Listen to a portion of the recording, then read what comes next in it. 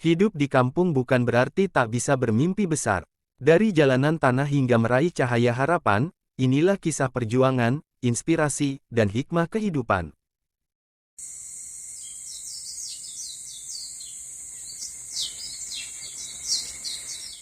Malam itu, hujan turun dengan derasnya. Arga duduk sendirian di teras rumahnya, memandangi jalanan yang basah diterpa lampu jalan. Suara gerimis dan udara dingin seolah menambah berat pikirannya.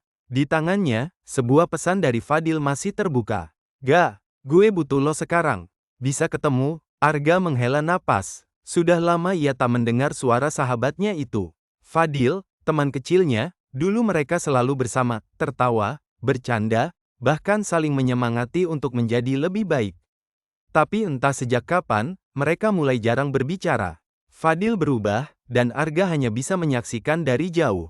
Tanpa pikir panjang, Arga mengambil jaketnya dan segera menuju tempat yang disebut Fadil. Di sebuah warung kopi sederhana, Arga melihat Fadil duduk dengan kepala tertunduk. Rambutnya berantakan, matanya sembab, dan wajahnya tampak lelah. "Fadil," panggil Arga sambil duduk di seberangnya. Fadil mengangkat kepala, tersenyum tipis, tapi jelas ada beban yang ia simpan. "Gue nggak tahu harus cerita ke siapa lagi, Ga," katanya lirih. Arga diam, memberi ruang untuk Fadil berbicara. "Gue ngerasa gue gagal, hidup gue berantakan, gue kecewain orang tua gue nggak tahu gue harus ngapain lagi." Suara Fadil bergetar.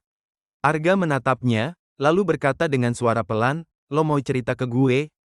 Fadil mengangguk. Ia mulai menceritakan semuanya, tentang kesalahannya, tentang jalan yang ia ambil, dan bagaimana sekarang ia merasa terjebak dalam lingkaran yang tak ada ujungnya.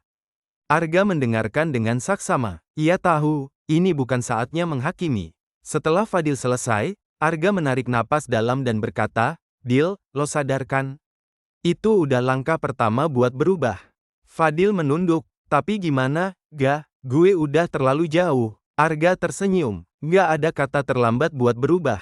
Lo tahu nggak, dalam Al-Quran, Allah itu Maha Pengampun. Bahkan kalau dosa lo sebesar langit dan bumi, Allah masih mau ampuni kalau lo benar-benar mau bertobat. Katakanlah, wahai hamba-hambaku yang melampaui batas terhadap diri mereka sendiri. Janganlah kalian berputus asa dari rahmat Allah. Sesungguhnya Allah mengampuni dosa-dosa semuanya. Sungguh, Dialah yang Maha Pengampun, Maha Penyayang." Quran Surah Az-Zumar ayat 53. Fadil terdiam, matanya mulai berkaca-kaca. "Tapi, gue nggak tahu harus mulai dari mana."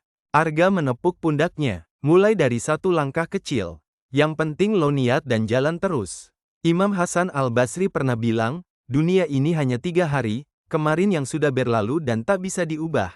Hari ini yang harus kita manfaatkan sebaik mungkin, dan besok yang belum tentu kita temui. Jadi, yang paling penting itu hari ini, Dil. Apa yang bisa lo lakuin hari ini buat jadi lebih baik?"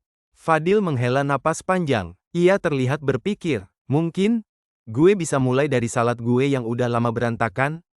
Arga tersenyum lebar. "Nah, itu dia, mulai dari situ. Lo nggak harus berubah total dalam semalam.